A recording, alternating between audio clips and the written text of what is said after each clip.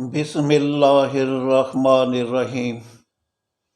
میرے آج کے قرآنی لیکچر کا عنوان ہے اللہ منسوخ کرتا ہے شیطان کے القاء کو، نہ کہ اپنی آیات کو۔ میں لیکچر کے آغاز میں اس بات کی وضاحت کر دوں کہ میرے دل میں اس شخص کا بہت زیادہ احترام ہے کہ جو حافظ قرآن ہے، اور وہ جو دوسروں کو اپنی علمی صلاحیت اور قابلیت کے مطابق قرآن سمجھاتا ہے۔ لیکن اگر کوئی شخص قرآن کی آڑ میں اپنے فرقے کی پرستشوں کا ذرا سا بھی ابلاغ کرتا ہے تو ایسے شخص کی کوئی عزت نہیں کہ اللہ نے اسے شیطان، فسادی اور ظالم کہا ہے، اور اس کے پرستش یافتہ پیروکاروں کو جاہل کہا ہے۔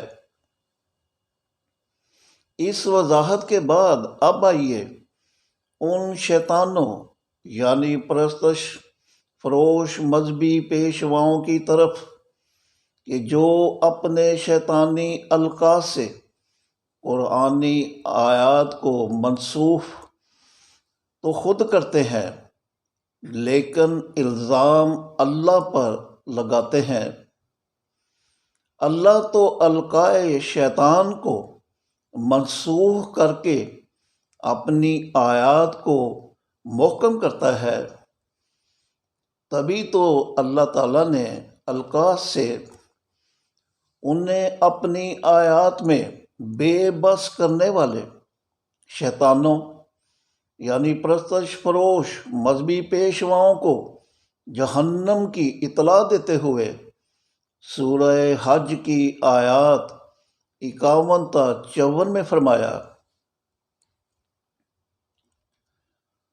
جو لوگ ہمیں ہماری آیتوں میں عاجز کرنے کی کوشش کرتے ہیں تو یہی لوگ جہنمی ہیں، اور نہیں بھیجا ہم نے تم سے قبل کوئی ایسا رسول اور نبی کہ جب اس نے تمنا کی، کس چیز کی تمنا؟ ابلاغ وحی کی، تو شیطان یعنی پرستش فروش مذہبی پیشوا نے اس کی تمنا میں القاء نہ کر دیا ہو تو اللہ منسوخ کرتا ہے اس سے جو شیطان القاء کرتا ہے، پھر اللہ اپنی آیات کو محکم کر دیتا ہے، اور اللہ علم والا حکمت والا ہے۔ تو شیطان اس القاء کو فتنہ بنا دیتا ہے ان لوگوں کے لیے جن کے قلوب میں مرض ہے۔ کون سا مرض؟ پرستش کرنے کا اور کرانے کا، اور جن کے قلوب اس وجہ سے سخت ہو جاتے ہیں۔ بے شک یہ ظالم لوگ قرآن کی مخالفت میں بہت دور تک نکل جاتے ہیں، اور جن کو علم دیا گیا ہے وہ جانتے ہیں کہ یہ قرآن تمہارے رب کے پاس سے حق یعنی عوام اور ملک کو امیر کرنے والا ہے، تو وہ اس حق پر ایمان لاتے ہیں، اور ان کے قلوب اس کے آگے جھک جاتے ہیں۔ بے شک ایمان والوں کو اللہ صراط مستقیم پر چلنے کی ہدایت یعنی صلاۃ اور انفاق فی سبیل اللہ دیتا ہے۔ ان آیات میں اللہ کا قرآن کو حق یعنی امیر کرنے والا کہنا، اور پھر امیر کرنے کے لیے ایمان والوں کو ہدایت یعنی صلاۃ اور انفاق فی سبیل اللہ دینا سے واضح ہے کہ شیطان یعنی پرستش فروش مذہبی پیشوا جو القا آیات میں کرتا ہے وہ حق اور ہدایت کے برعکس یعنی باطل اور ضلالت ہوتا ہے۔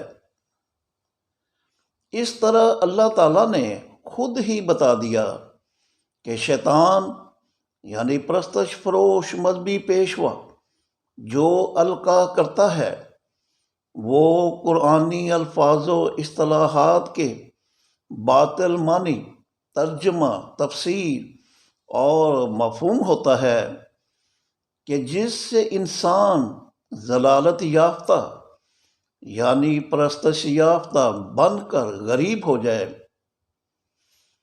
اس سلسلہ میں اہم بات یہ کہ پرستش فروش مذہبی پیشوا آیات میں جس باطل اور ضلالت کا القا کرتا ہے وہ اس پر نازل ہوئے باطنی شیطان اس کے کانوں میں القا کرتا ہے، باوجود اس کے کہ وہ بہتان تراش گناہ گار ہوتا ہے۔ چنانچہ باطنی شیطانوں کے نازل ہونے سے مجسم شیطان بن جانے والے پرستش فروش مذہبی پیشواؤں کے متعلق قرآن نے فرمایا، حل انبئکم علی من تنزل الشیاطین تنزل علی کل افاک اثیم یلقون السمع واکثرہم کاذبون۔ سورہ شعراء آیات 221 تا 223۔ کیا میں تمہیں بتاؤں کہ کون ہے وہ جن پر شیطان نازل ہوتے ہیں؟ ہر بہتان تراش گناہ گار پر نازل ہوتے ہیں۔ ان کی سماعت یعنی کانوں میں القا کرتے ہیں اور ان میں سے اکثر القا جھوٹ ہوتے ہیں۔ اور اب یہ سوال کہ آیات سے جڑے شیطانی القا کو اللہ کیسے منسوخ کرتا ہے، تو اس بارے خود انہوں نے فرمایا، ما ننسخ من آیات او ننسیہا ناتی بخیر منہا او مثلہا عالم تعلم ان اللہ علی کل شیء قدیر۔ سورہ بقرہ آیت 106۔ اللہ جو یعنی القائے شیطان منسوخ کرتا ہے آیت سے یا اس کو بلا دیتا ہے تو ایسا اس سے خیر آیت یا اس کی مثل آیت سے کرتا ہے۔ کیا تم نہیں جانتے کہ اللہ ہر چیز پر قادر ہے؟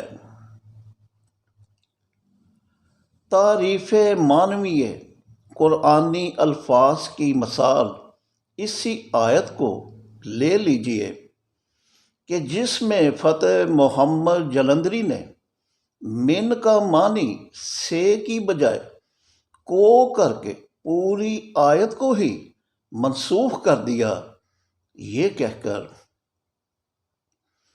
ہم جس آیت کو منسوخ کر دیتے ہیں یا اسے فراموش کرا دیتے ہیں تو اس سے بہتر یا ویسی ہی اور آیت بھیج دیتے ہیں۔ کیا تجھے خبر نہیں کہ اللہ سب کچھ کر سکتا ہے؟ ریفرنس قرآن مجید ما ترجمہ از فتح محمد جلندری، صفحہ 26۔ فتح محمد جلندری نے اس ترجمہ میں یہ غلط کہا ہے کہ اس سے بہتر یا ویسی ہی آیت بھیج دیتے ہیں، اس لیے کہ آیت میں تو کسی نئی آیت کے بھیجنے یعنی نازل کرنے کا کوئی ذکر موجود ہی نہیں۔ اللہ تعالیٰ نے تو یہ کہا ہے کہ آیت سے جڑے شیطانی القاء کو، نہ کہ کسی آیت کو اس سے خیر قرآنی آیت یا اس کی مثل آیت سے منسوخ کرتے ہیں۔ اور اب میں تعریف معنوی قرآنی الفاظ کی دوسری مثال پیش کرتا ہوں۔ محمد احمد رضا خان قادری بریلوی سورہ شورا کی آیت 23 کے ترجمہ میں فی کا معنی میں کی بجائے کی کرتے ہوئے کہتے ہیں، قل لا اسألکم علیہ اجرا الا المودۃ فی القربی، تم فرماؤ میں اس پر تم سے کچھ اجرت نہیں مانگتا مگر قرابت داروں کی محبت۔ ریفرنس: کنز الایمان فی ترجمات القرآن، صفحہ 583۔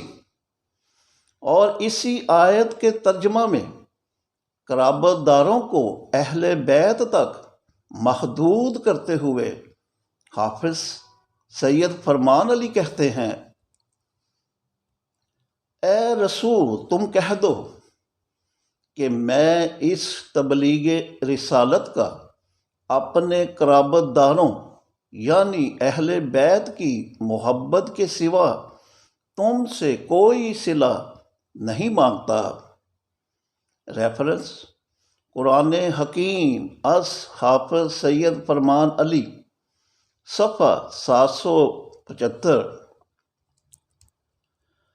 اپنے اس ترجمہ میں حافظ سید فرمان علی نے دو غلطیاں کی۔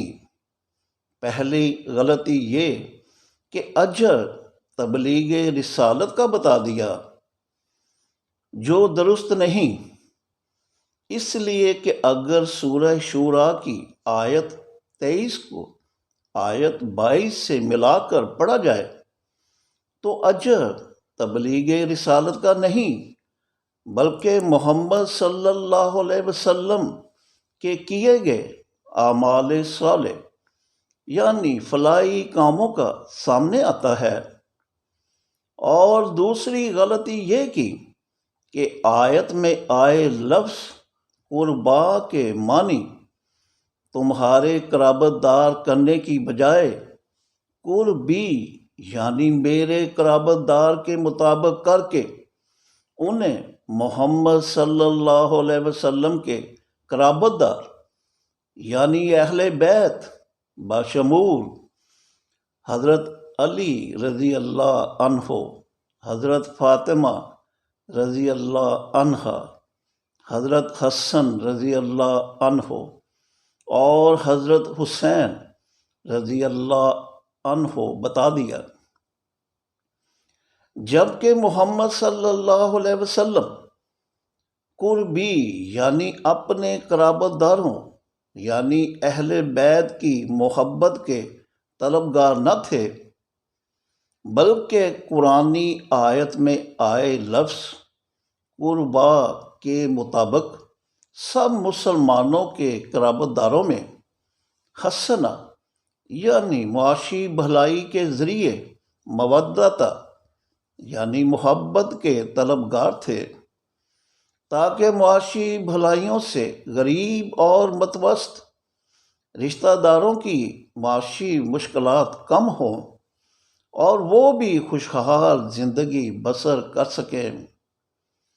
اس طرح جب سب خاندان معاشی طور پر خوشحال ہوں گے تو پورا ملک خوشحال ہوگا اور جب سب ممالک خوشحال ہوں گے تو پھر دنیا میں ہر طرف خوشحالی اور امن و سکون ہوگا۔ اس حقیقت کو قرآن نے سورہ شورا کی آیات 22 اور 23 میں یوں بیان فرمایا: وہ لوگ جو ایمان لائیں اور اعمال صالح یعنی فلاحی کام کریں تو وہ جنت کے باغوں میں ہوں گے، وہاں جو وہ چاہیں گے ان کے لیے ان کے رب کے پاس ہوگا، یہی کبیر فضل ہے۔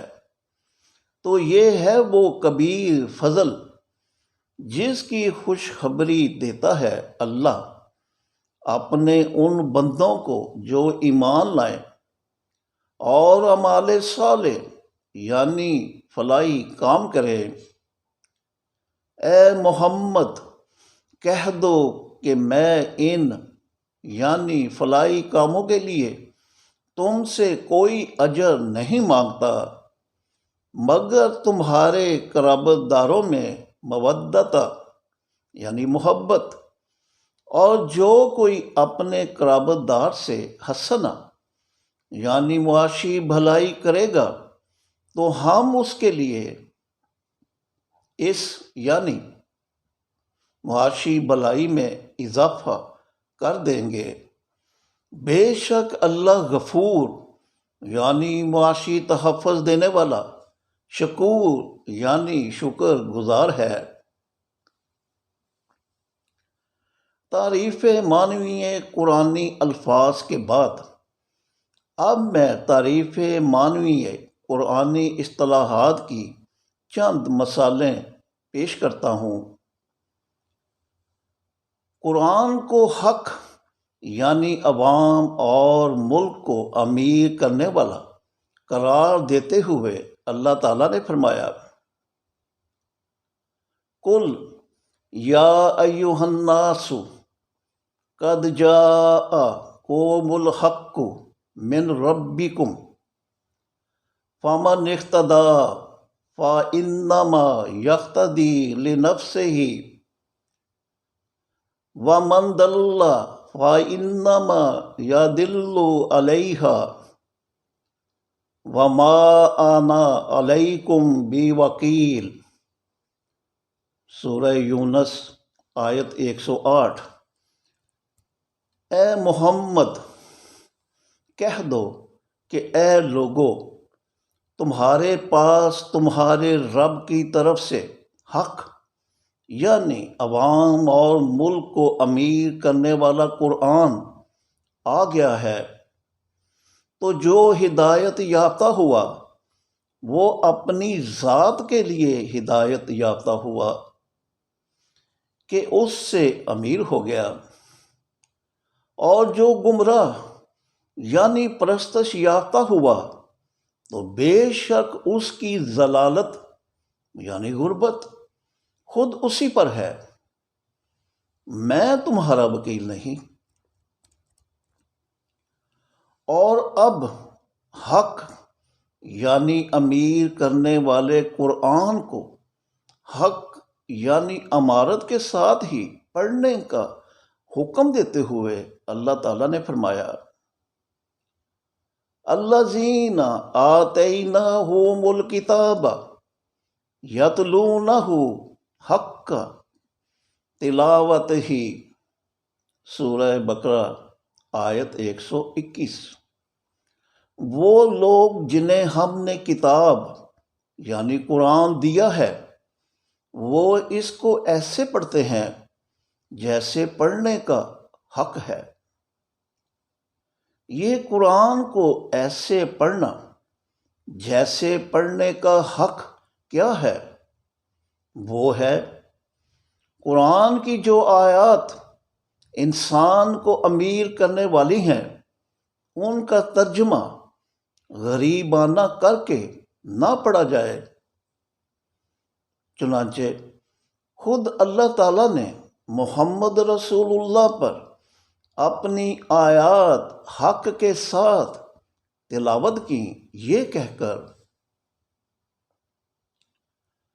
تِلْکَ آیاتُ اللہ نَتْلُوہَا عَلَیْکَ بِالْحَقِّ وَإِنَّکَ لَمِنَ الْمُرْسَلِینَ۔ سورہ بقرہ آیت 252۔ یہ آیات ہیں اللہ کی جنہیں وہ تم پر حق کے ساتھ پڑھتا ہے، بے شک تم رسولوں میں سے ہو۔ ہمارے ہاں عموماً حق کے معنی سچ کے کیے جاتے ہیں کہ جب سچ کے لیے عربی زبان میں صدق کا لفظ موجود ہے اور سچ بولنے والے کے لیے صادق کا لفظ موجود ہے، اس کا مطلب ہے کہ حق کے معنی سچ کے نہیں۔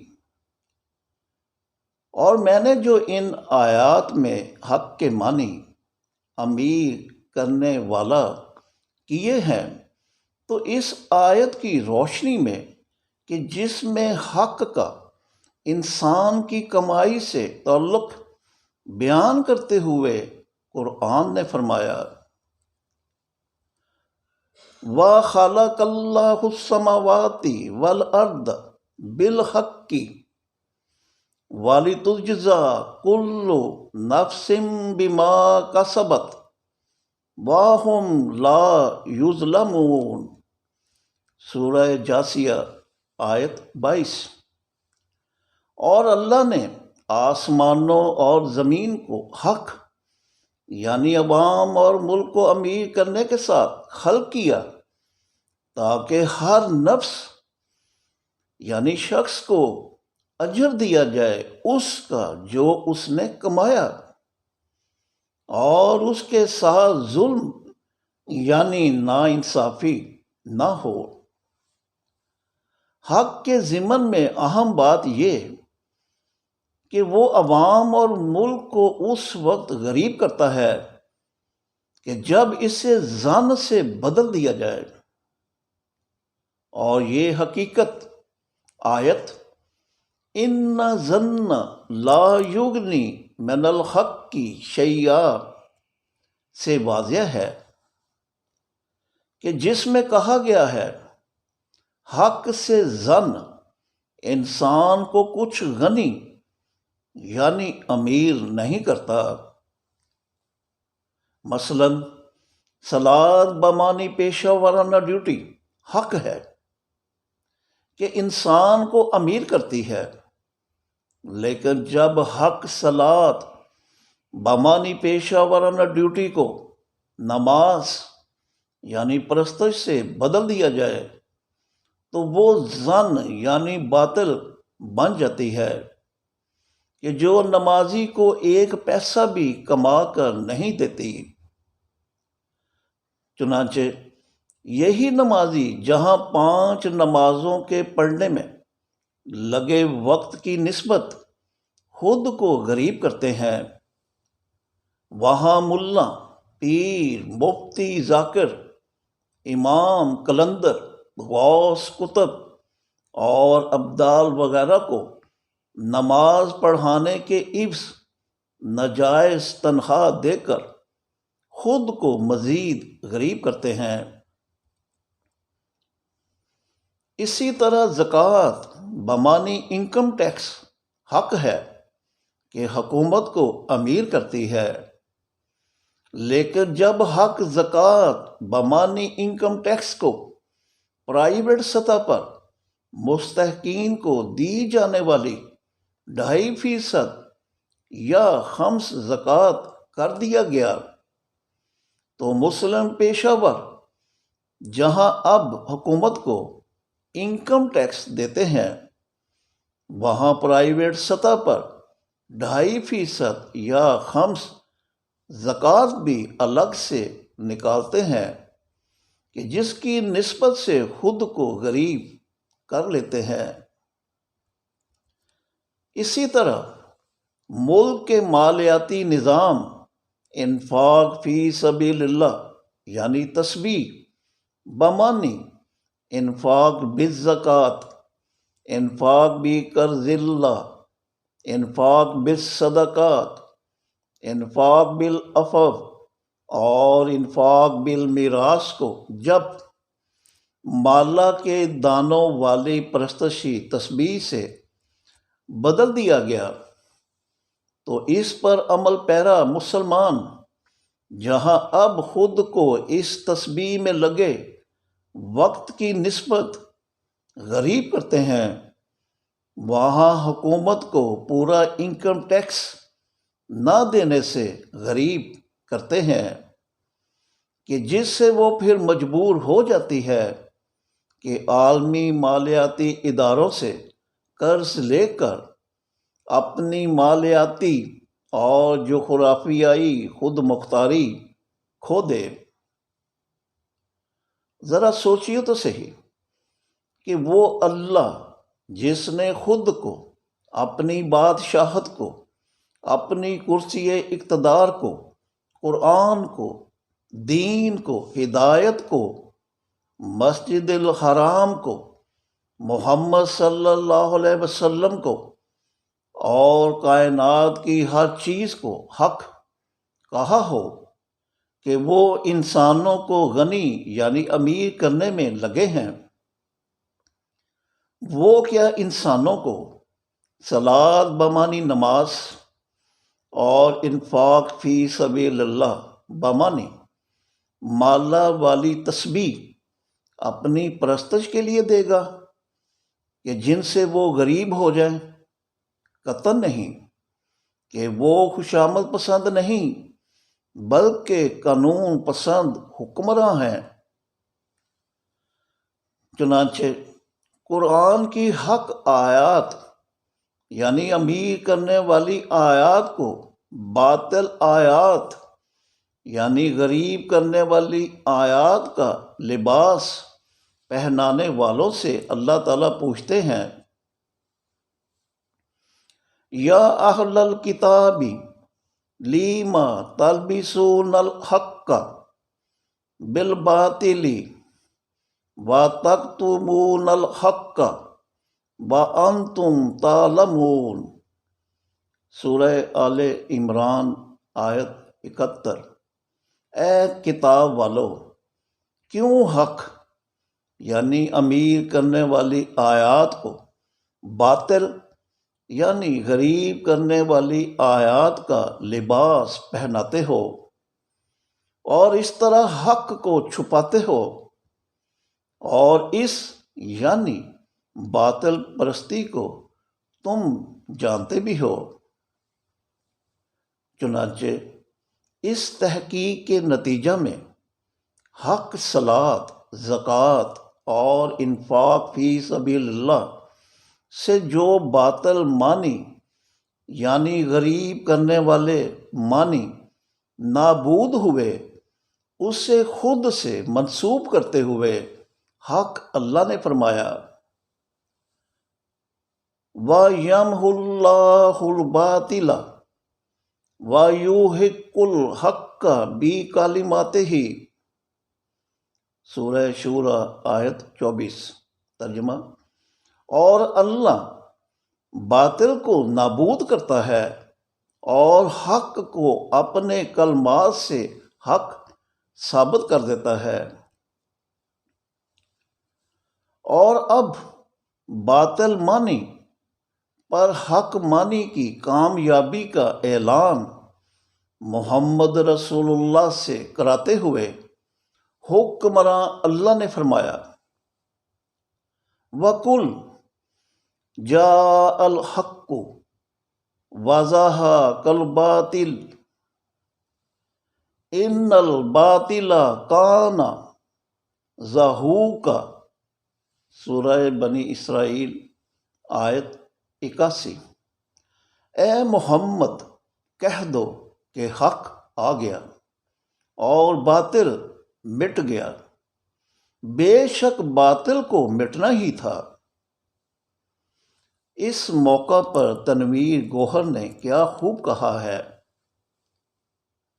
باطل و ناحق سے امید کرم کرتے رہے، جو نہ کرنا تھا ہمیں وہ کام ہم کرتے رہے۔ اور اب قرآنی الفاظ و اصطلاحات کے باطل معنی، ترجمہ، تفسیر اور مفہوم سے قرآن کی تکہ بوٹی کرنے والے مشرکوں کی اپنے حضور جواب دہی سے متعلق اللہ تعالیٰ نے فرمایا، الذین جعلوا القرآن عضین فوربک لنسألنہم اجمعین عما کانوا یعملون فاصدع بما تؤمر وأعرض عن المشرکین۔ سورہ حجر آیات 91 تا 94۔ وہ لوگ جنہوں نے قرآن کو تکے بوٹی کر ڈالا تو تمہارا رب ان سب سے ضرور پوچھے گا جو کام وہ کرتے رہے۔ تو اعلانیہ کہو، وہ قرآن جس کا تمہیں حکم ہے، اور کنارہ کشی کرو مشرکین سے۔ اور اب قرآنی الفاظ و اصطلاحات کے غلط معنی، ترجمہ، تفسیر اور مفہوم کے ذریعے اللہ پر جھوٹ بولنے والوں اور اس جھوٹ کی تصدیق کرنے والوں کو جہنم کی اطلاع دیتے ہوئے قرآن نے فرمایا، فَمَنْ أَظْلَمُ مِمَّنْ كَذَبَ عَلَى اللَّهِ وَكَذَّبَ بِالصِّدْقِ إِذْ جَاءَهُ أَلَيْسَ فِي جَهَنَّمَ مَثْوًى لِلْكَافِرِينَ۔ سورہ زمر آیت 32۔ تو اس سے بڑھ کر ظالم اور کون ہوگا جو اللہ پر جھوٹ بولے، اور وہ شخص جو اس جھوٹ کی تصدیق کرے کہ جب وہ اس کے پاس آئے تو کیا جہنم میں ان کافروں کے لیے ٹھکانہ نہیں؟ یقیناً ہے۔ بہرحال میرے اس لیکچر کا ماحصل یہ ہے کہ اللہ نے اپنی کسی ایک آیت کو بھی منسوخ نہیں کیا کہ انہوں نے ہی یہ فرما رکھا ہے، وَتَمَّتْ کَلِمَاتُ رَبِّکَ صِدْقًا وَعَدْلًا لا مبدل لکلماتہ۔ سورہ انعام آیت 115۔ ترجمہ، اور تیرے رب کے کلمات صدق اور عدل لیے ہوئے کامل ہو گئے، اب کوئی اس کے کلمات کو بدل نہیں سکتا۔ یہ شیطان پرستش فروش مذہبی پیشوا ہیں کہ جو اب تک 500 قرآنی آیات کو روایات کی روح سے خود منسوخ کر کے الزام اللہ پر لگا چکے ہیں۔ چنانچہ آج بھی پرستش فروش مدرسوں اور امام بارگاہوں وغیرہ میں مظلوم بچوں بچیوں کو یہ پڑھایا جاتا ہے کہ قرآن کے ترجمے کو روایات کے مطابق ڈالا جائے، اور اگر قرآن کی کسی آیت کا ترجمہ روایت کے مطابق نہیں ڈل رہا تو روایت قاضی ہوگی اور قرآن کی آیت منسوخ ہو جائے گی۔ مسلمانوں کے سب فرقوں کی فقہوں کا یہی فیصلہ ہے کہ جس نے قرآن کو لا ریب سے ریب بنا دیا کہ اب خوبصورت غلافوں میں بند الماریوں کی زینت بنا ہوتا ہے، تو اے مسلمانوں، پھر کیوں پرستش فروش مذہبی پیشواؤں کے بہکاوے میں آ کر اپنے بچوں بچیوں کو ان کے قرآن مخالف پرستش فروش مدرسوں اور امام بارگاہوں وغیرہ سے پڑھا کر ان کا قتل کرتے ہو کہ خود اللہ تعالیٰ نے فرمایا ہے وَكَذَلِكَ زَيَّنَ لِكَثِيرٍ مِّنَ الْمُشْرِكِينَ قَتْلَ أَوْلَادِهِمْ شُرَكَاؤُهُمْ لِيُرْدُوهُمْ وَلِيَلْبِسُوا عَلَيْهِمْ دِينَهُمْ وَلَوْ شَاءَ اللَّهُ مَا فَعَلُوهُ فَذَرْهُمْ وَمَا يَفْتَرُونَ۔ سورہ انعام آیت 137۔ اور یوں بہت سے مشرکین کے لیے ان کے شرکاء نے ان کی اولاد کا قتل کرنا خوشنما بنا دیا ہے تاکہ ان کا دین یعنی ملکی آئین ان پر مشتبہ کر کے انہیں برباد کر ڈالے۔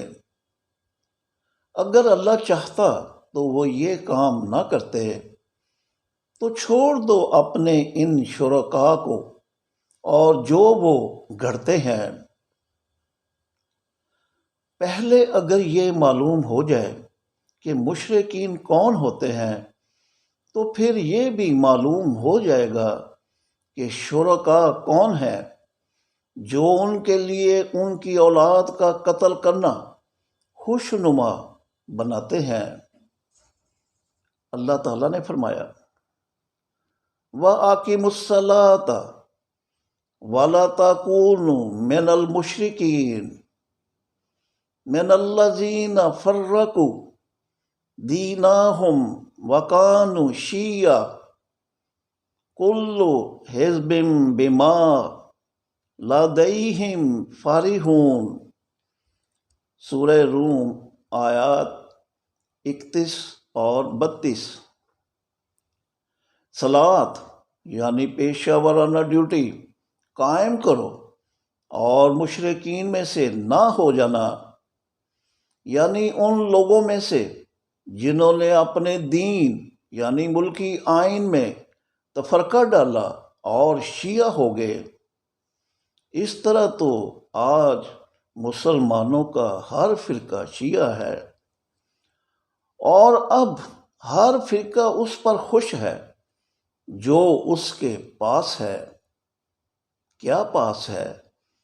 دین یعنی ملکی آئین کے مقابل فرقہ وارانہ پرستشیں کرانے والی پرائیویٹ شریعت۔